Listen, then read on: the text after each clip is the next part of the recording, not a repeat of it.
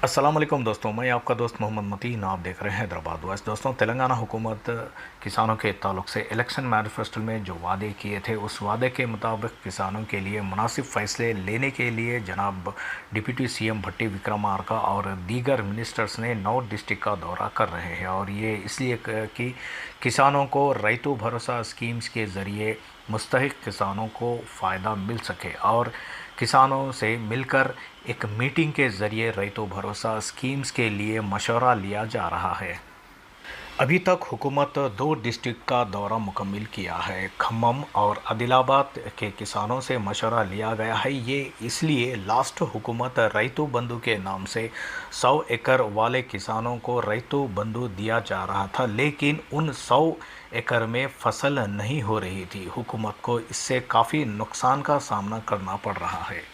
इसके ताल्लुक से 9 डिस्ट्रिक्ट के किसानों से मशवरा लिया जा रहा है। काफ़ी किसानों ने अपना अपना फ़ैसला सुनाया है और 10 एकड़ से ज़्यादा रैतु भरोसा नहीं देना, ऐसा काफ़ी किसानों ने अपना अपना इजहार हुकूमत के सामने रखा है। इसके ताल्लुक से और भी डिस्ट्रिक्ट्स का दौरा करने वाले हैं और इनमें से महबूब नगर, वरंगल, संगारेड्डी, निज़ामाबाद, करीमनगर, नलगोंडा, रंगारेड्डी डिस्ट्रिक्ट के दौरे 23 जुलाई तक होने वाले हैं। इस ड्राइव में कैबिनेट मिनिस्टर श्रीधर बाबू, तुम्मला नागेश्वरराव, पोंगुलेटी श्रीनिवास और भी मिनिस्टर बारी बारी इसमें हिस्सा लेंगे। आइए देखते हैं ये तफसील।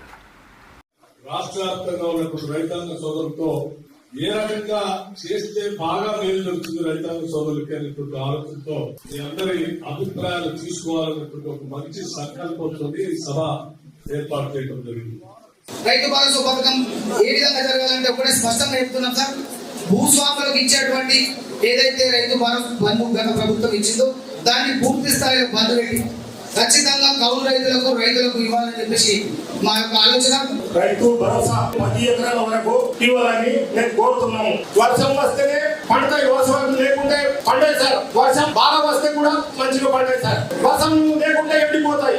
ఆసుంటి ఈ చెత్త భూమి ఉన్నాయి సార్. రైతు బంధు సగం వారికి ఇవ్వాలి, సగం ఎంత 5 ఎకరాలు 10 ఎకరాలు ఉంటే కూడా వారి గరీబులు సార్.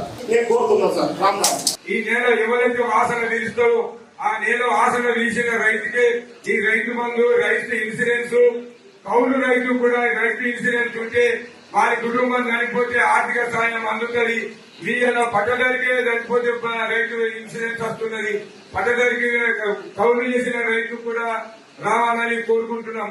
మన దగ్గర 5 ఎకరాల లోపే రైతులు ఎక్కువ ఉన్నారు కాబట్టి మన గవర్నమెంట్ ఒక 10 ఎకరాల వరకు ఒక కుటుంబంకు ఇచ్చినట్లయితే బాగుంటది.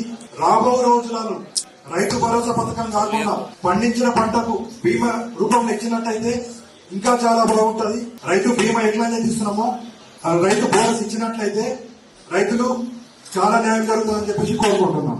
హైదరాబాద్ లో 70 నుంచి 80% మంది రైతులు వ్యవసాయ అభివృద్ధిగా జీవిస్తున్నారు.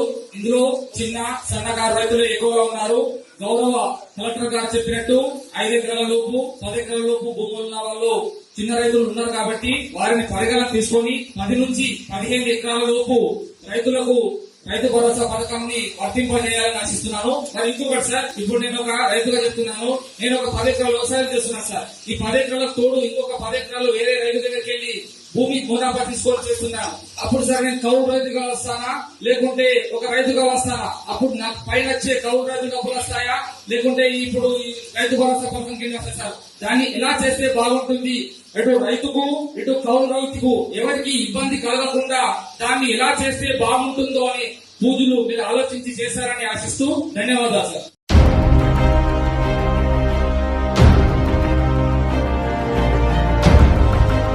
हैदराबाद वॉइस, आपकी आवाज।